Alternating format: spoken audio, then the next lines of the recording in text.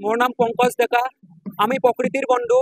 জীয়াই আছো যদি আমি প্ৰকৃতিৰ বাবে জীয়াই আছো আৰু আমিও জীয়াই ৰাখিব লাগিব প্ৰকৃতিক। আৰু সেই উদ্দেশ্য লৈয়ে সমগ্ৰ অসমতে 1 লাখ নাহৰ গছৰ পুলি আমি ৰোপণ কৰি আছো।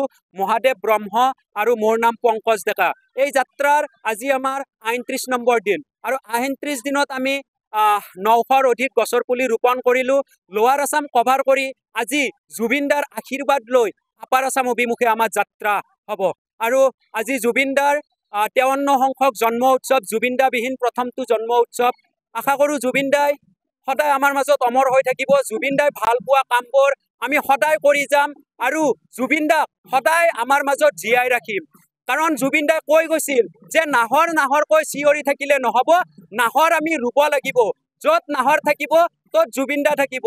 গতিকে জুবিনদাক জীয়াই ৰাখিব লগা হ'লে প্ৰত্যেকে ঘৰে ঘৰে একোটাকৈ নাহৰ গছৰ পুলি ৰোপণ কৰক আৰু আমাৰ হিয়াৰামত সাৰ্থক জুবিনদাক সদায় আমাৰ মাজত জীয়াই ৰাখক। শেষত জয় জুবিনদা, জয় জুবিনদা, জয় জুবিনদা, জুবিনদা আমাৰ হওক।